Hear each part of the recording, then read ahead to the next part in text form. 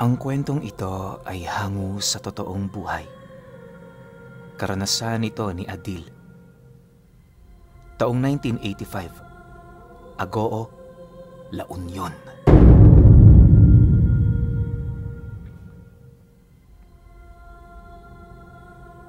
Itong mga panahong ito, kasalukuyang isang mangingisda itong si Adil. Gamit-gamit ang bangkang binili niya noon sa kanilang pinsan, araw-araw siyang pumapalaot para makahuli ng kanyang mapagkakakitaan. Dahil sa hirap ng buhay, kahit peligroso ang kanyang trabaho, hindi niya na yon iniisip pa.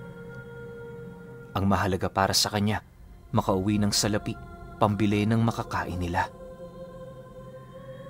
Kung hindi niyo kasi na itatanong, mag-isang itinataguyod ni Adil ang kanyang nabaliw na ama. Yung mga kapatid niya, iniwan na sila kasama yung nanay niyang wala namang kwenta. Sa kabila ng kanilang paghihirap, hindi niya pa rin noon piniling sumuko. Para sa kanya, sapat ng inspirasyon ng kanyang ama para magpatuloy sa pagkayod. Bagaman may mga araw na hindi sila nakakakain ng maayos, pinipili na lamang niya yung huwag pansinin, basta ang mahalaga, nakakaraos sila. Marami namang tao ang tumutulong sa kanila noon, pero hindi naman niya yun gaanong inaasahan. Bibihira lang din kasi siyang tumanggap ng mga donasyon, lalo pat kung alam niyang ginagamit lang sila ng mga ito para sa kani-kanilang mga interes. Mas pipiliin pa ni Adil na kumayod ng pansarili kaysa naman dumepende sa mga taong imbis na pagkakautangan nila ng loob, sila pa ang dapat pagkautangan ng mga ito. Sa loob ng halos ilang taon niyang pagkakayod ng mag-isa, alam na niya ang pasikot-sikot sa bawat parte ng dagat na pinupuntahan niya. Hindi na rin mahirap para sa kanyang alamin ang panahon ng pagsilabasa ng mga isda na siya namang nagiging lamang niya sa mga baguhang namamalaot. Dahil sa kahusayang yon ni Adil, marami ang kumukuha sa kanyang malalaking mangingisda para maging parte ng grupo nito. Subalit, dahil sa tagal ng pamamalagi nito sa laot, pinipili niya noong tumanggi. Ayos naman para sa kanya na sumama roon, ngunit ang iniisip niya, yung ama niyang may iwan sa bahay nila. Nasisiguro niya kasing mamamatay ito dahil sa wala yung kakayahang pagsilbihan ang kanyang sarili. Magmula noong napag-alaman ng mga namamalaot ang kanyang rason, hindi na siya nito sinubukan pang yayain. Wala naman yung kaso para kay Adil sa kadahilanang meron naman siyang sariling hanap buhay. Akala niya magpapatuloy na sa ganoong estado ang kanyang sitwasyon, pero dumating ang isang araw na hindi niya inaasahan. Sa pagkakatanda ni Adil, Sabado noon, ikahuling linggo bago sumapit ang buwan ng Marso. Habang nangunguha siya ng isda sa dagat na medyo malayo sa pangpang, meron siyang nasipat na isang bote sa ilalim na nilagyan ng pabigat sa magkabilang parte nito. Sa estado ng boteng yon, tila bang sinadya talaga yung itago sa ilalim ng dagat. Bukod kasi sa gawa sa bakal ang tali na nakapulupot dito, nasa parte rin yun ng dagat kung saan madalas na dumadapo ang mga maliliit na ipo-ipo. Bale, pinangingilagan talaga ang bahaging yon ng dagat sa kanilang lugar at siya lamang noon ang naglakas loob na pumunta roon dahil sa dami ng dalagang bukid na kanyang hinahabol hanggang siya ay mapadpad sa lugar na yon. Makalipas lamang ang ilang minuto niyang pagmamasid, nagdesisyon na siyang sisirin ito. Paglalim ni Adil sa tubig, mabilis naman siyang lumangoy hanggang sa hindi naglaon. Narating na nga niya ang pinakamalalim nitong parte. Pagsilay niya ng malapitan sa bote, doon niya nasipat ang nilalaman nitong animoy isang maliit na libro. Kalakip ang batong kulay itim na nababalot sa isang manipis na supot. Paglapit naman niya roon, agad naman niya yung hinila papaitaas na siyang naging sanhi upang tuluyan na yung kumalas sa mga nakatali roong mga pabigat.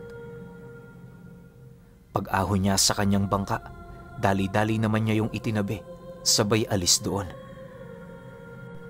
Meron kasi noong nasipat si Adil sa pagbabago ng tubig na siya namang senyales ng pagkakaroon doon ng ipo-ipo. Pagkasagwa naman niya ng ilang metro, sakto naman ang pagsilay niya sa paglitaw ng isang malaking butas sa lugar na kanyang pinagsisiran. Dahil sa pangyayari, minabuti na lamang niyang humanap ng panibagong pwesto para makapangisda. Sa pagsapit ng hapon noong mismong araw, nang mapansin niyang puno na ng isda ang kanyang lagayan, agad naman niyang tinahak ang daan pabalik ng Pangpang.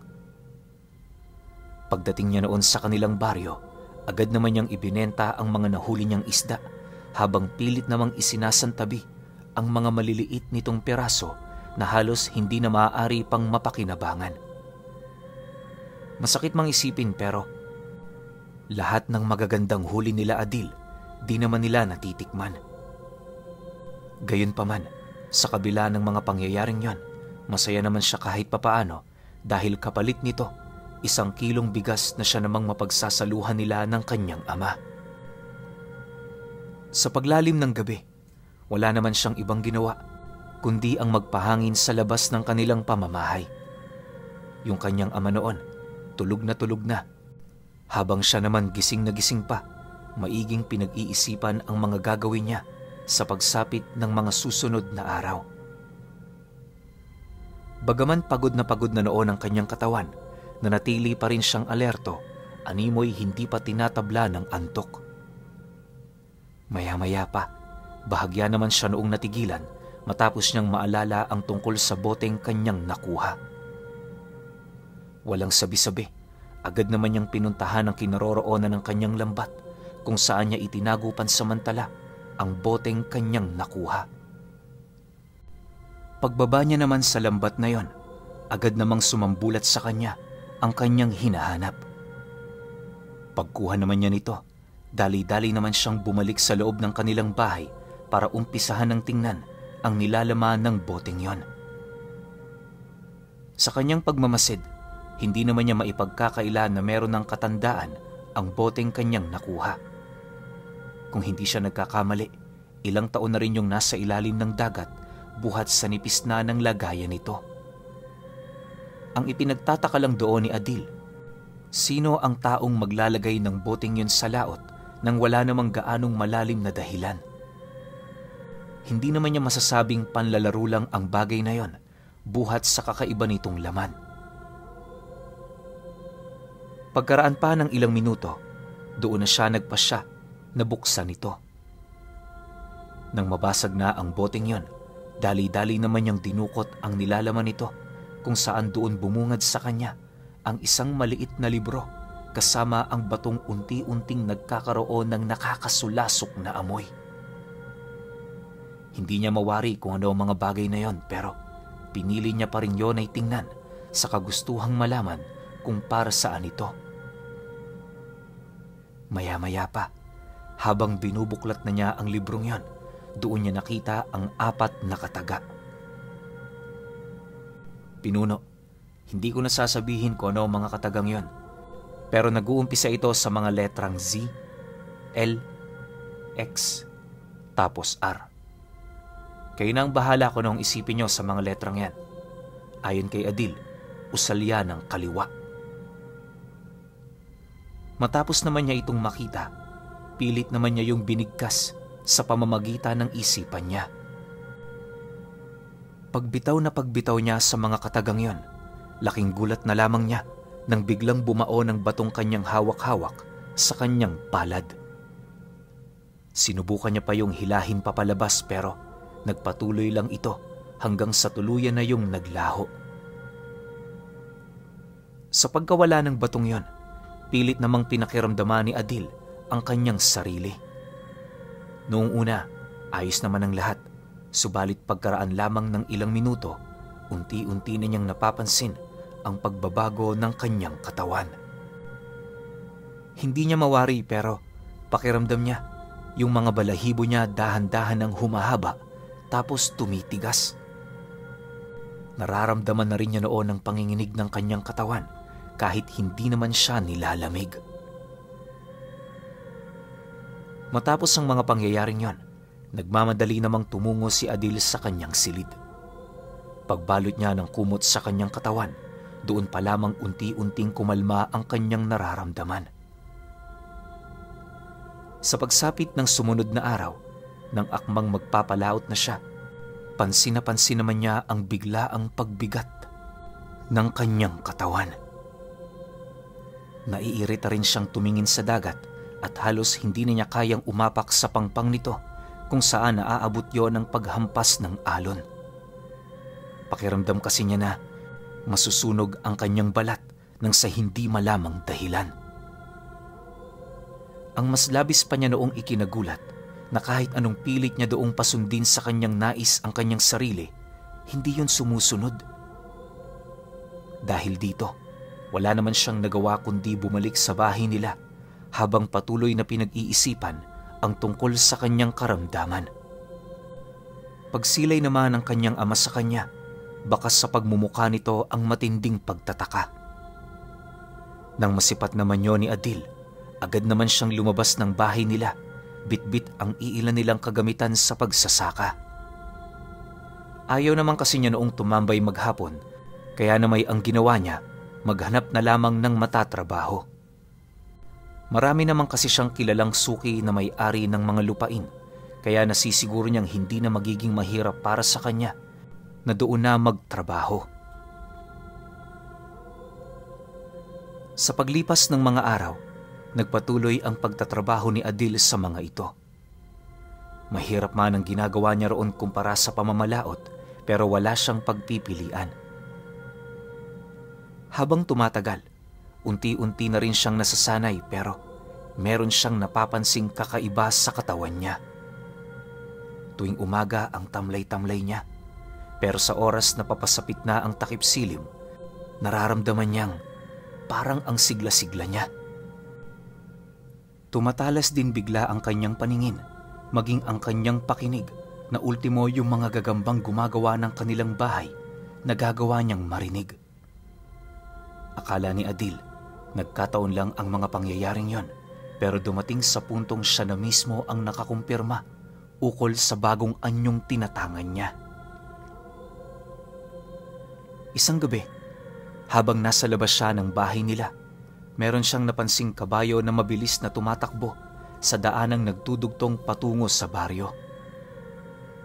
Pagdaan naman ito sa kanyang tahanan, bigla naman siya noong umangil at kasabay nito ang mabilis na pagdilim ng kanyang paningin.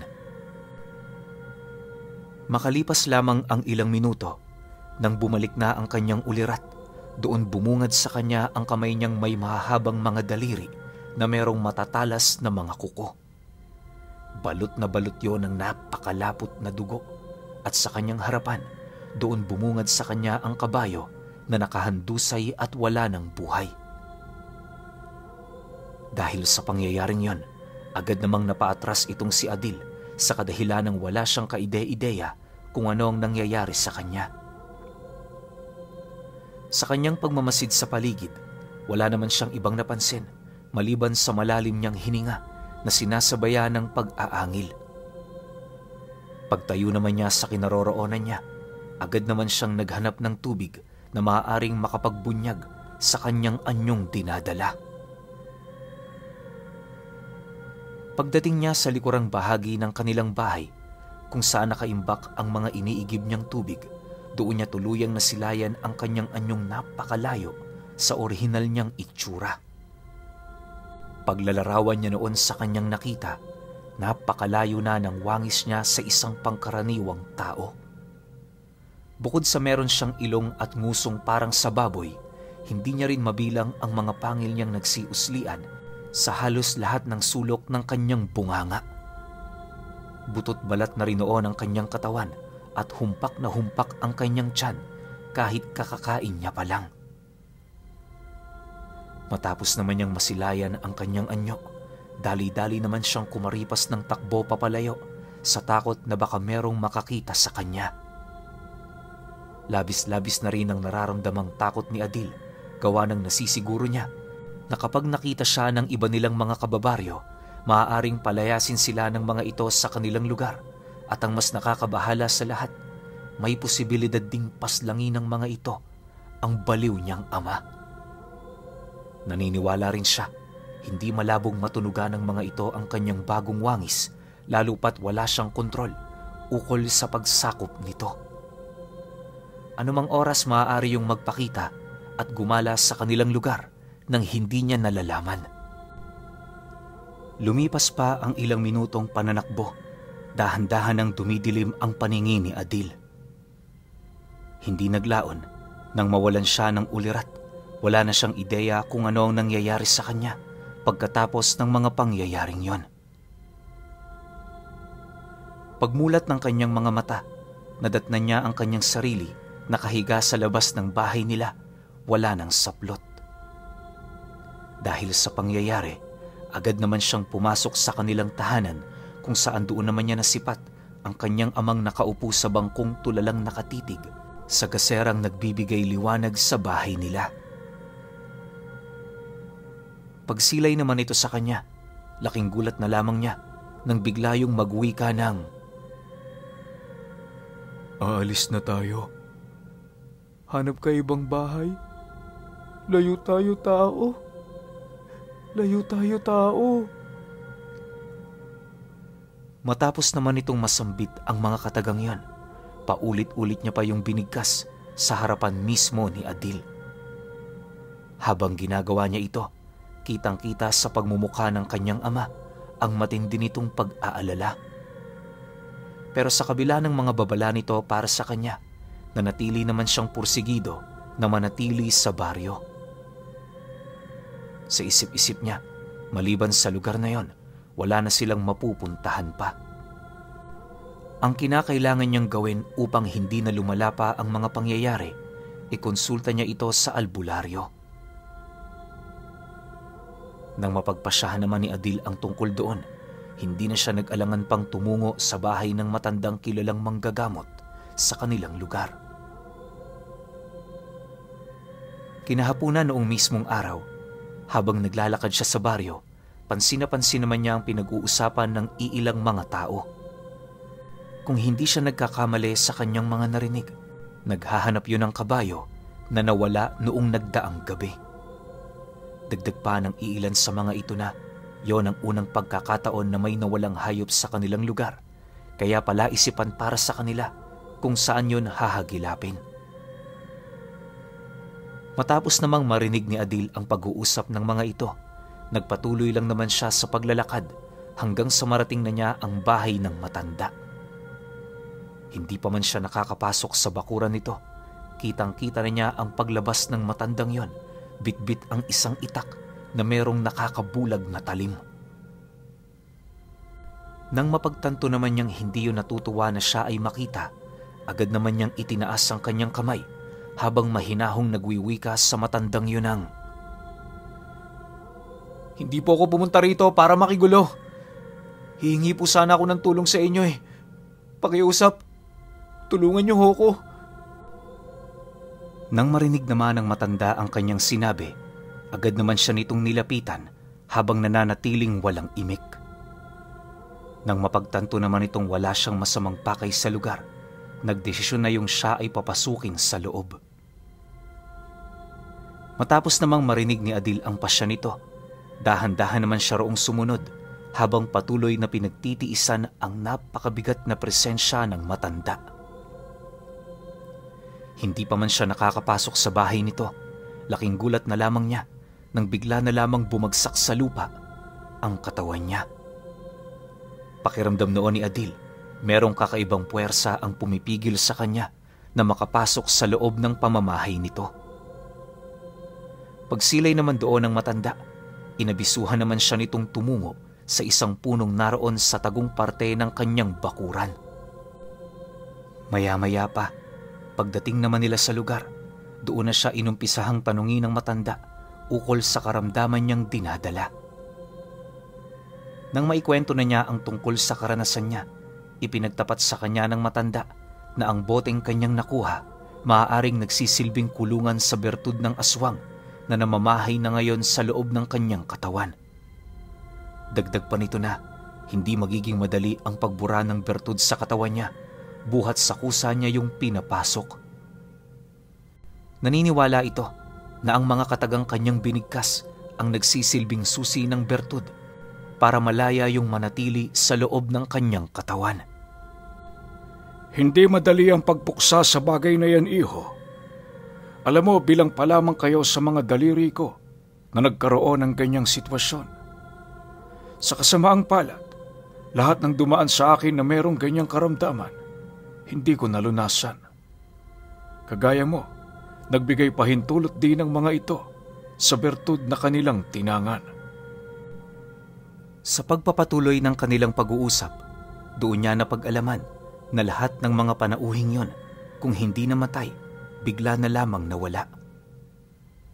Maaaring lumipat yon sa ibang lugar o hindi naman kaya'y pinili ng mga itong manirahan sa mga kagubatan mula sa baryo. Dagdag pa ng matandang yun na ang kalimitang bertud na tinatangan ng mga ito ay ang mga bertud ng aswang na kumakain lamang ng hayop. Ibang usapan na kung ang bertud ay kumakain sa una ng hayop, tapos kapag masyado nang nakakapit ito sa katawan ng tao, doon na yon magsisimulang tumikim ng karne ng tao. Ayon pa sa matanda na ang mga ganoong uri ng bertud hindi madaling masugpo. Para magapi ito, kinakailangang mamatay mismo ng taong nagtatangan dito. Kung hindi naman niya gagawin ang bagay na yon, maaaring magpalaganap lamang siya ng salot sa lugar na kanyang tinitirahan na siya namang ikakapahamak ng kanyang mga mahal sa buhay. Matapos naman itong mailahad ng matanda, dahan-dahan naman yung tumitig sa kanyang mga mata habang nagsasabi ng, "Tutulungan kita, pero ipangako mong tutulungan mo rin ang sarili mo. Hanggat hindi ka pa magaling, iwasan mong lumabas tuwing gabi. Kung makakaya mo naman, hapon pa lang, itali mo na ang sarili mo. Huwag mong hayaang pangibabawan ka ng demonyong pumapasok sa iyo. Gutumin mo siya, baka sa ganyang paraan, magkusa siyang umalis sa katawan mo." Pagkalahad naman dito ng matanda, agad naman yung kumuha ng mga sangkap na siya namang paghahalu-haluin niya upang ipainom kay Adil. Matapos naman ang kanilang gamutan, umuwi na nga siya para magpahinga. Sa paglipas ng mga araw, nagpatuloy ang kanyang pakikipaglaban sa nilalang ngayon. Minsan nagagawa niyang maitali ang kanyang katawan, pero may mga araw namang hindi niya yon nakakayang gawin. Sa oras na hindi na igagapos ni Adil ang kanyang sarili, maraming hayop ang nawawala sa kanilang baryo. Dahil dito, nagsimula ng maghigpit ang kanilang mga kababaryo sa kadahilanang napagtantunan ng mga ito, hindi na pangkaraniwan ang mga nangyayari sa kanila. Si Adil naman noon, panay na ang pag-iwas sa kanyang mga kakilala, lalo pat palagi niyang nararamdaman siya ang pinagdududahan ng mga ito. Alam mo, Pinuno, kalunos-lunos noon ang sinapit ng kanyang ama. Bukod kasi sa hindi na yon nakakakain, naging salat na rin yon sa mga iniinom nitong tubig. 2 buwan pa noon ang lumipas, bigo nang makapagpakonsulta si Adil sa manggagamot. Yung bahay nila, palagi nang sarado na para bang wala nang naninirahang tao. Dahil sa akto niyang yon, nag-umpisa nang magduda sa kanya ang kanyang mga kababaryo hanggang sa hindi naglaon, nagdesisyon na ang mga ito na pasukin ang kanilang tahanan. Pagbukas ng mga ito sa pinto ng kanilang bahay, bumungad sa mga ito ang katawan ng tatay niya na naaagnas na. Si Adil noon, wala nang bakas sa paligid na para bang ilang araw na din ang nakalipas magmula noong palihim itong lumayas. Matapos ang mga pangyayari, nakumpirma ng kanyang mga kababaryo na siya na nga ang namimeste sa kanilang lugar. Gayunpaman, sa kabila ng mga kasalanang kanyang ginawa, hindi na siya nito sinubukan pang hagilapin sa kabuuang bayan ng La Union. Pero alam niyo ba na hanggang sa pagtanda pa ng husto ng manggagamot na pinagkonsultahan niya, hinding-hindi pa rin ito makalimutan ang tungkol sa misteryosong pagkawala ni Adil at sa napulot nitong sinumpang bote sa gitna ng karagatan.